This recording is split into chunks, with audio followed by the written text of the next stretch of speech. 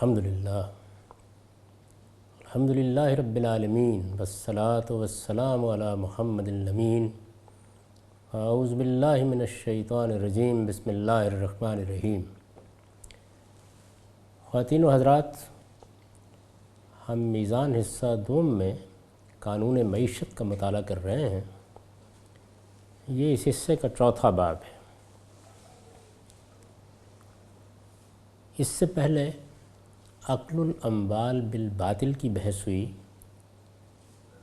اب اگلی چیز تحریر و شہادت ہے۔ قرآن مجید میں تحریر و شہادت کے معاملات دو پہلوؤں سے زیر بحث آئے ہیں، ایک لین دین کے معاملات میں اور دوسرے وصیت کے معاملے میں۔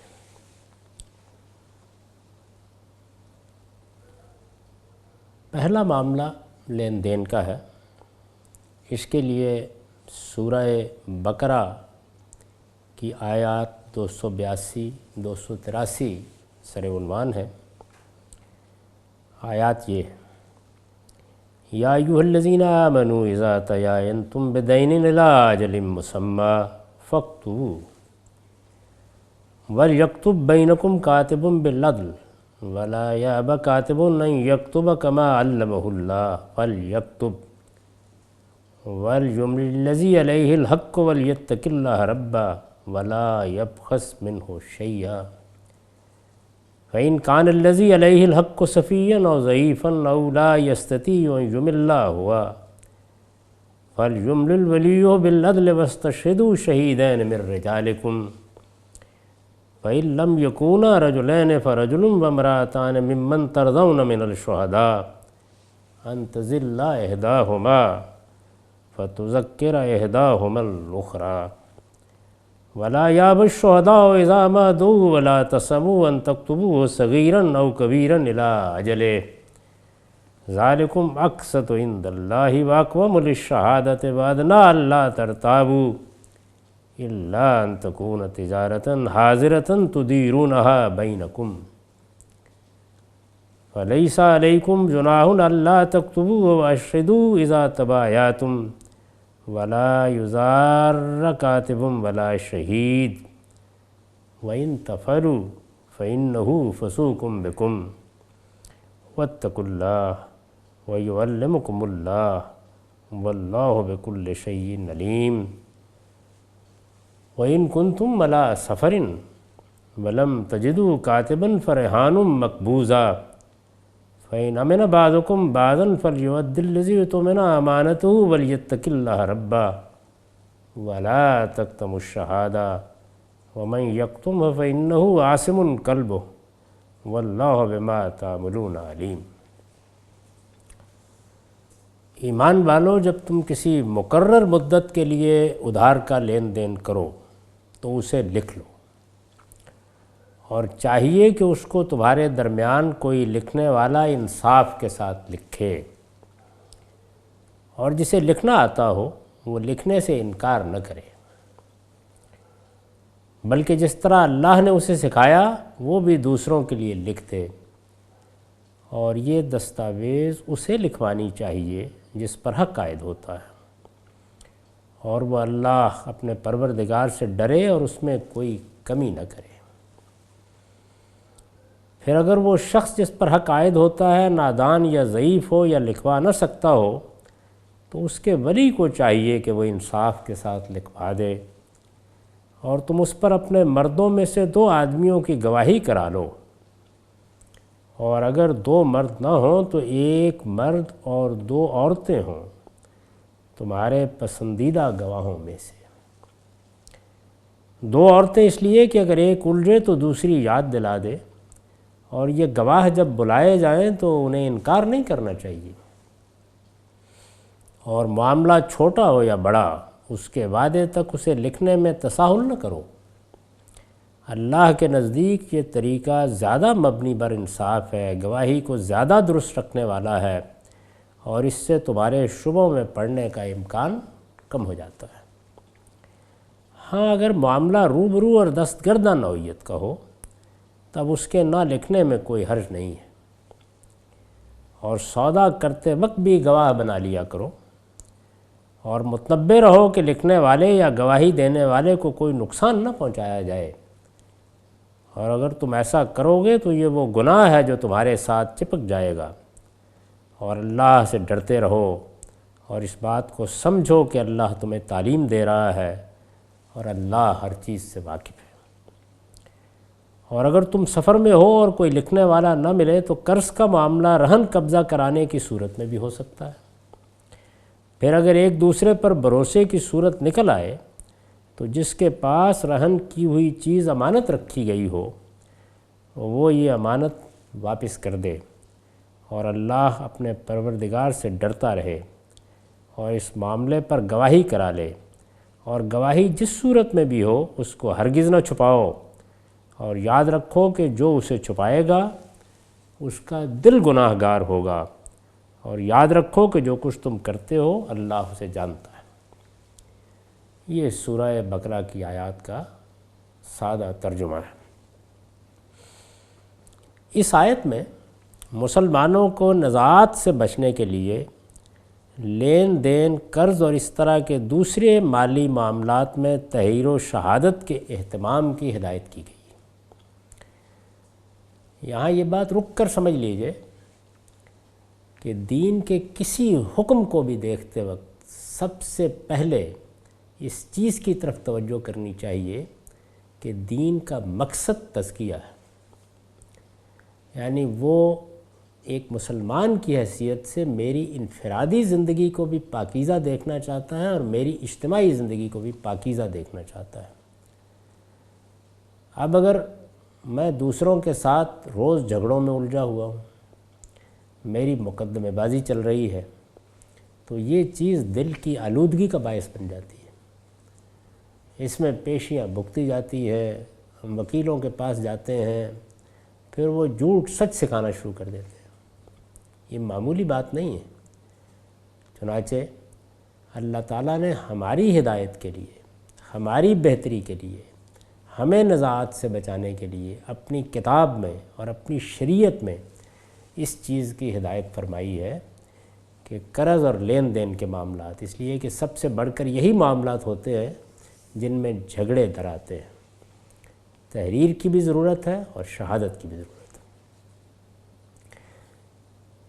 میں عرض کر چکا کہ مقصد وہی ہے کہ میری زندگی، آپ کی زندگی، اگر ہم مسلمان ہیں تو بالکل پاک رہے، اس میں نہ کوئی کینہ ہو، نہ کوئی حسد ہو، نہ کوئی بغض ہو، نہ دوسروں کے خلاف کوئی منصوبہ بندی ہو، صفائی اور پاکیزگی کی زندگی۔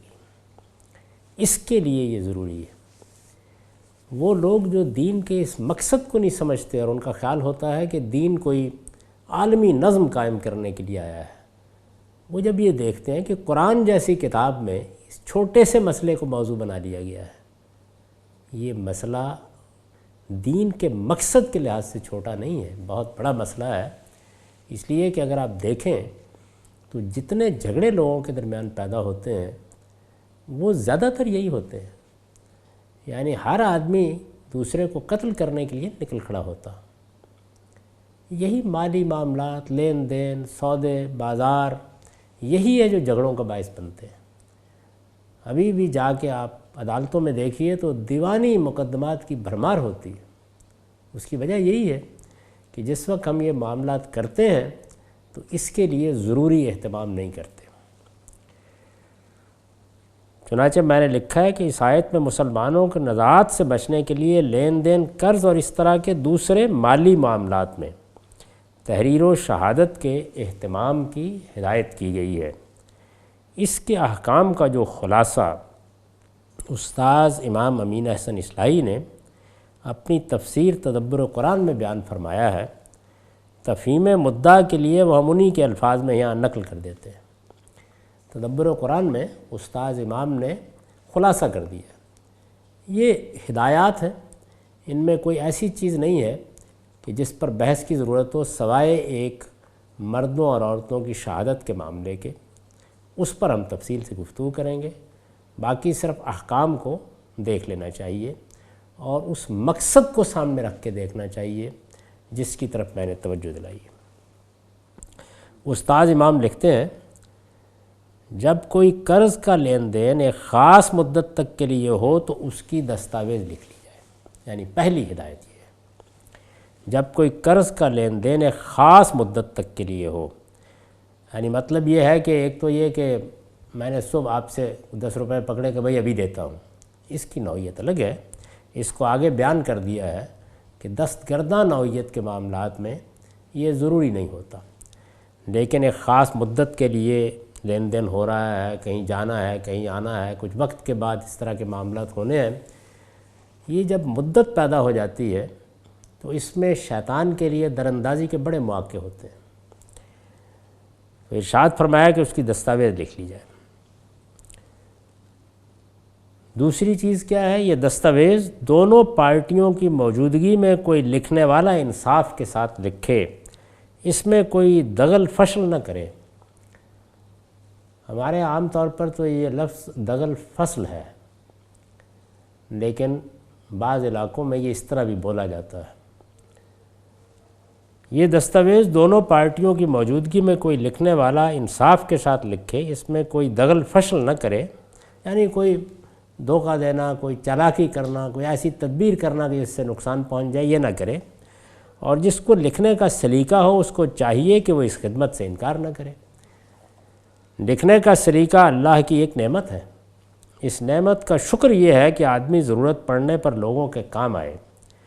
اس نصیحت کی ضرورت اس وجہ سے پیش آئی کہ اس زمانے میں لکھے پڑھے لوگ کم تھے. دستاویزوں کی تحریر اور ان کی رجسٹری کا سرکاری اہتمام اس وقت تک نہ عمل میں آیا تھا اور نہ اس کا عمل میں آنا ایسا آسان تھا. یعنی ایک قبائلی تمدن تھا، بہت زیادہ لوگ پڑھے لکھے بھی نہیں تھے. اس کے باوجود اللہ تعالیٰ نے توجہ دلائی ہے کہ جس کو لکھنا آتا ہو وہ انکار نہ کرے، اس لیے کہ یہ اللہ نے اسے سکھایا ہے. اس سے اس حقیقت کی طرف بھی توجہ دلا دی کہ انسان جو کچھ یہاں اپنی محنت سے سیکھتا ہے یا دنیا میں اس کو جو تعلیم ملتی ہے یا جو حقائق اس پر منکشف ہوتے ہیں، یہ بھی اللہ ہی کی عنایت ہے.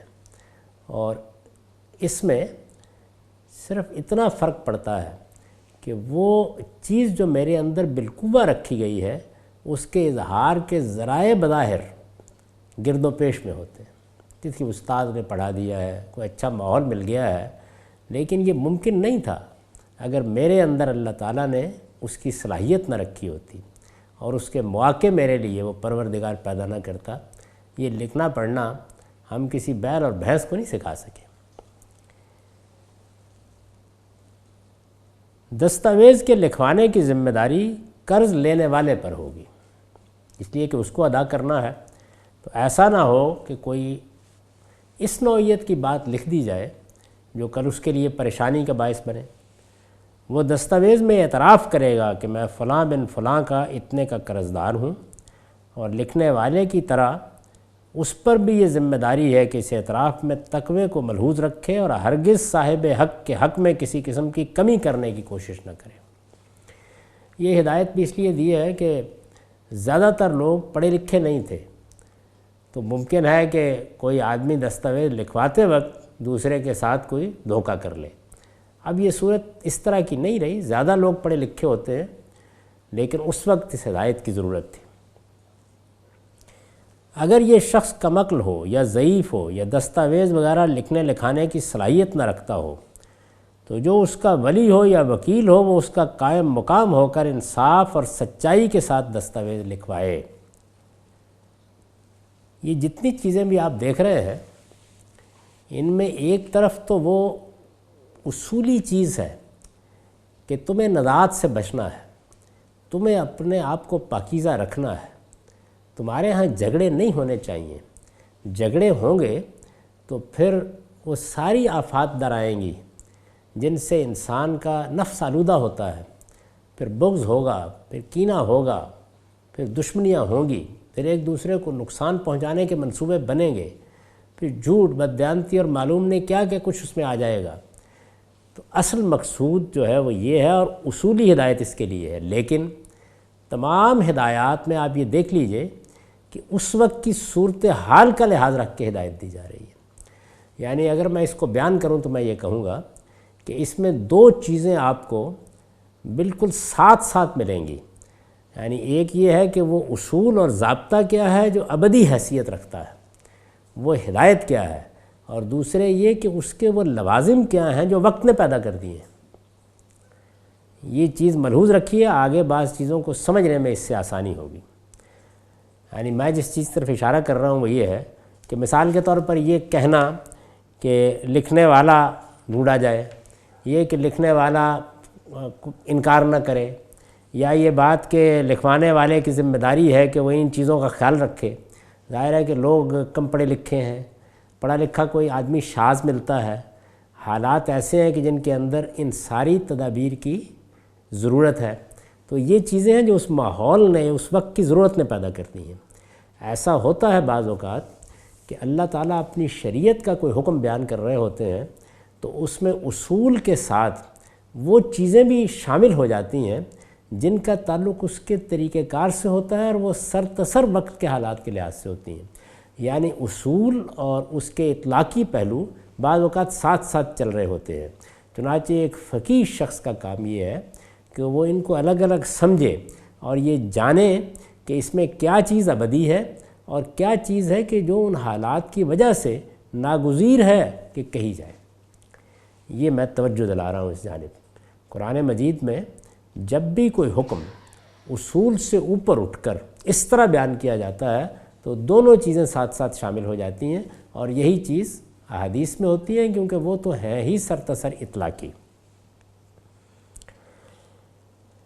اگر یہ شخص کا مقل ہو، یعنی اوپر فرمایا تھا کہ لکھوانے والا وہ ہے کہ جس نے قرض لیا ہے، تو اب یہ چوتھی بات ہے کہ اگر یہ شخص کا مقل ہو یا ضعیف ہو یا دستاویز وغیرہ لکھنے لکھانے کی صلاحیت نہ رکھتا ہو تو جو اس کا ولی ہو یا وکیل ہو وہ اس کا قائم مقام ہو کر انصاف اور سچائی کے ساتھ دستاویز لکھوائے.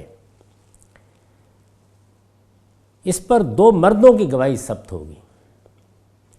اس پر دو مردوں کی گواہی ثبت ہوگی جن کے متعلق ایک ہدایت یہ ہے کہ وہ من رجالکم، یعنی اپنے مردوں میں سے ہوں، جس سے بیک وقت دو باتیں نکلتی ہیں. ایک یہ کہ وہ مسلمان ہوں، دوسری یہ کہ وہ اپنے میل جول اور تعلق کے لوگوں میں سے ہوں کہ فریقین ان کو جانتے پہچانتے ہوں. دوسری ہدایت یہ کہ وہ ممن ترزون، یعنی پسندیدہ اخلاق و عمل کے ثقہ، معتبر اور ایماندار ہوں. اب اس میں بھی ظاہر ہے کہ دستاویز پر شہادت حاصل کرنی ہے، تو اس میں جس طرح کچھ اصولی بات کہی گئی ہے اسی طرح اس وقت مسلمانوں کی صورتحال کیا ہے اور اس وقت تمدن کی صورتحال کیا ہے اس کا بھی لحاظ رکھا گیا ہے. اس کو ہم الگ کر کے آگے دیکھیں گے. چھٹی بات یہ ہے کہ اگر مذکورہ صفات کے دو مرد میسر نہ آ سکیں تو اس کے لیے ایک مرد اور دو عورتوں کا انتخاب کیا جا سکتا ہے. دو عورتوں کی شرط اس لیے ہے کہ اگر ایک سے کسی لغزش کا صدور ہوگا تو دوسری کی تذکیر و تنبیہ سے اس کا سدباب ہو سکے گا. یہ فرق عورت کی تحقیر کے پہلو سے نہیں ہے، یعنی یہ اس وجہ سے نہیں ہے کہ عورت میں ذہانت کم ہوتی ہے یا اس کا حافظہ کمزور ہوتا ہے، اس وجہ سے نہیں ہے، بلکہ اس کی مزاجی خصوصیات اور اس کے حالات و مشاغل کے لحاظ سے یہ ذمہ داری اس کے لیے ایک بھاری ذمہ داری ہے. اب یہ وہ چیز ہے کہ جس میں بہت کچھ اس تمدن کا اور وقت کے حالات کا اثر آ جاتا ہے. اس وجہ سے شریعت نے اس کے اٹھانے میں اس کے لیے سہارے کا بھی انتظام فرما دیا ہے. یعنی زیادہ تر خواتین وہ تھیں کہ جو گھروں ہی میں رہتی تھیں. یہ جو موجودہ زمانے میں ہم دیکھتے ہیں کہ خواتین باہر بھی نکلی ہیں، انہوں نے تعلیم بھی بہت پائی ہے، وہ مختلف ذمہ داریاں بھی انجام دے رہی ہیں، ان کی تربیت بھی بالکل اور طریقے سے ہوتی ہے. یہ سب چیزیں آج کی ہیں. صدیوں تک یہ معاملہ رہا ہے کہ مرد باہر کے معاملات سنبھالتے تھے اور عورتیں گھر در کی ذمہ داریاں انجام دیتی تھیں، اور اس وقت کے تمدنی حالات اور معاشرتی تقاضوں اور ثقافتی روایات کے تحت زیادہ تر گھروں ہی میں اور اپنے ماحول کی عورتوں ہی میں رہتی تھیں. تو اس سے انسان کے اندر کچھ مزاجی خصوصیات پیدا ہوتی ہیں اور کچھ ایسی چیزیں پیدا ہو جاتی ہیں کہ جو بعض معاملات سے اس کو غیر متعلق کر دیتی ہیں. یعنی اگر کسی شخص نے کبھی منڈی بازار کو دیکھا ہی نہیں ہے، اس کو ہمیشہ کسی کمرے ہی میں بند رکھ کے تربیت دی گئی ہے، تو بہت سے وہ معاملات اس کے لیے اجنبی ہو جائیں گے کہ جن کو ہم اب روزمرہ سمجھتے ہیں۔ یہ فرق سمجھ لیجئے۔ یعنی ایک بات یہ ہے کہ شہادت ہونی چاہیے، یہ اصولی بات ہے، یہ ایک ابدی حکم ہے۔ ایک چیز یہ ہے کہ شہادت کن کی لی جائے۔ مسلمان اس وقت جس صورتحال میں ہیں اس وقت ان کی معاندت ہے غیر مسلموں کے ساتھ، جنگ کسی صورت پیدا ہوئی ہے، معاہدات کیے جا رہے ہیں اور توڑے جا رہے ہیں۔ مدینے میں بھی یہی صورتحال ہے، باہر بھی یہی صورتحال ہے۔ منافقین کا ایک پورا گروہ موجود ہے۔ چنانچہ من رجالکم، یہ ہدایت فرمائی جا رہی ہے کہ اس میں اپنے مرد ڈھونڈو، یہ نہ ہو کہ یہ لوگ اپنی کسی دشمنی کے لیے تمہیں کوئی نقصان پہنچا دیں۔ اور عورتیں اس وقت جس صورتحال میں ہیں، اس وقت ان کی جو تمدنی خصوصیات ہیں، اس وقت ان کے مزاج کی جو نوعیت ہے، ان کے اس وقت کے مشاغل نے انہیں جس طرح لین دین اور باہر کے معاملات سے غیر متعلق رکھا ہوا ہے، ان کو سامنے رکھ کر یہ بتایا جا رہا ہے۔ یعنی یہ اس کا اطلاقی پہلو ہے، اس کو یہاں بہت اچھی طرح سمجھ لیجیے۔ بلکہ اس کی مزاجی خصوصیات اور اس کے حالات و مشاغل کے لحاظ سے یہ ذمہ داری اس کے لیے ایک بھاری ذمہ داری ہے۔ اس وجہ سے شریعت نے اس کے اٹھانے میں اس کے لیے سہارے کا بھی انتظام فرما دیا ہے۔ جو لوگ کسی دستاویز کے گواہوں میں شامل ہو چکے ہوں، یہ 7ویں بات ہے، اندت طلب ان کو گواہی سے گریز کی اجازت نہیں ہے، اس لیے کہ حق کی شہادت ایک عظیم معاشرتی خدمت بھی ہے۔ یعنی اب گواہی دے دی ہے تو پھر اس گواہی کے لیے تیار رہنا چاہیے، اور شہداء اللہ ہونے کے پہلو سے اس امت کے فریضہ منصبی کا ایک جز بھی ہے۔ یعنی یہ بہت بڑی چیز ہے، اس لیے کہ ہم مسلمانوں کو ایمان کے جو تقاضے بتائے گئے ہیں ان میں سے ایک تقاضا ایمان قیام بالقسط بھی ہے۔ یعنی ہم سچائی پر قائم ہوں گے، سچائی کی شہادت دیں گے، اور یہی شہادت اس امت کے اوپر بھی لازم ہے کہ یہ پوری دنیا کے سامنے پیش کرے گی۔ قرض کے لین دین کا معاملہ چھوٹا ہو یا بڑا، اگر وہ کسی مدت کے لیے ہے، دستگردہ نوعیت کا نہیں ہے، تو اس کو قید تحریر میں لانے سے گرانی نہیں محسوس کرنی چاہیے۔ یہ زندگی کا تجربہ ہے۔ یعنی عام طور پر لوگ کہتے ہیں کہ اب کیا ہے، دوستوں میں ایک معاملہ ہو رہا ہے اور کہاں آپ دستاویز لکھیں اور یہ کریں، نہیں، اعتماد کر لینا چاہیے۔ تو فرمایا کہ یہ نہ کرو، جب جھگڑا ہو جائے گا، جب نزاع پیدا ہو جائے گی، اس وقت تمہیں افسوس ہوگا کہ کیسی غلطی کر بیٹھے ہو۔ جو لوگ اس کو زحمت سمجھ کر ٹال جاتے ہیں، وہ سہل انگاری کی وجہ سے بسا اوقات ایسے جھگڑوں میں پھنس جاتے ہیں جن کے نتائج بڑے دور رس نکلتے ہیں۔ مذکورہ بالا ہدایات اللہ تعالیٰ کے نزدیک حق و عدالت سے کریم، گواہی کو درست رکھنے والی اور شک و نزاع سے بچانے والی ہیں۔ یہ مقاصد ہیں جن کے لیے اللہ تعالیٰ نے یہ ہدایت فرمائی ہے۔ اس لیے معاشرتی صلاح و فلاح کے لیے ان کا اہتمام ضروری ہے، اور ان میں جو چیز اندر کار فرما ہے وہ وہی ہے کہ میرے نفس کی پاکیزگی مجروح نہ ہو، اس لیے کہ وہی چیز ہے جس پر میری عاقبت منحصر ہے۔ دستگردہ لین دین کے لیے تحریر و کتابت کی پابندی نہیں ہے۔ آگے ایک بات یہ کہی ہے کہ جو دستگردہ لین دین ہے، یعنی صبح ایک چیز لی، بازار میں بیٹھے ہوئے ایک دکاندار نے دوسرے دکاندار لے لیا، ایسے ہی میں نے ہمسائے سے کوئی چیز مانگ لی کہ کل دے دوں گا، تو یہ دستگردہ نوعیت کا لین دین ہے، اس کے لیے تحریر و کتابت کی پابندی نہیں ہے۔ ہاں اگر کوئی اہمیت رکھنے والی خرید و فروخت ہوئی ہے تو اس پر گواہ بنا لینا چاہیے تاکہ کوئی نزاع پیدا ہو تو اس کا تصفیہ ہو سکے۔ یہ ظاہر ہے کہ اسی صورت میں ہوگا جب کہ وہ چیز ابھی آپ کو دی نہیں گئی ہے، یا چیز تو خرید لی گئی ہے لیکن اس کی ادائیگی بعد میں کرنی ہے، تو اس طرح کے موقعوں پر بھی تحریر لکھ لینی چاہیے۔ آخری بات یہ فرمائی ہے کہ نزاع پیدا ہو جانے کی صورت میں کاتب یا گواہ کو نقصان پہنچانے کی کوشش کسی فریق کے لیے جائز نہیں ہے۔ کاتب اور گواہ ایک اہم اجتماعی اور تمدنی خدمت انجام دیتے ہیں، اس وجہ سے ان کو بلا وجہ نقصان پہنچانے کی کوشش کا نتیجہ یہ ہوگا کہ ثقہ اور محتاط لوگ گواہی اور تحریر وغیرہ کی ذمہ داریوں سے گریز کرنے لگیں گے اور لوگوں کو پیشہ ور گواہوں کے سوا کوئی معقول گواہ ملنا مشکل ہو جائے گا۔ اس زمانے میں ثقہ اور سنجیدہ لوگ گواہی وغیرہ کی ذمہ داریوں سے جو بھاگتے ہیں اس کی وجہ یہی ہے کہ کوئی معاملہ نزاعی صورت اختیار کر لیتا ہے تو اس کے گواہوں کی شامت آ جاتی ہے۔ یہ بیچارے ہتک، اغوا اور نقصان مال و جائیداد بلکہ قتل تک کی تعدیوں کا نشانہ بن جاتے ہیں۔ قرآن نے اس قسم کی شرارتوں سے روکا کہ جو لوگ اس قسم کی حرکتیں کریں گے وہ یاد رکھیں کہ یہ کوئی چھوٹی موٹی نافرمانی نہیں ہے جو آسانی سے معاف ہو جائے گی، بلکہ یہ ایک ایسا فسق ہے جو ان کے ساتھ چمٹ کے رہ جائے گا اور اس کے برے نتائج سے پیچھا چھڑانا مشکل ہو جائے گا۔ یہ بڑی سخت تنبیہ ہے، یعنی گواہوں کی عزت، گواہوں کا وقار، گواہوں کے لیے سہولت، یہ وہ چیز ہے کہ مسلمان کی حیثیت سے جس میں کوئی رکاوٹ نہیں پیدا کرنی چاہیے۔ جو لوگ گواہ بنا دیے گئے ہیں ان کے اوپر کسی نوعیت کا دباؤ نہیں ہونا چاہیے۔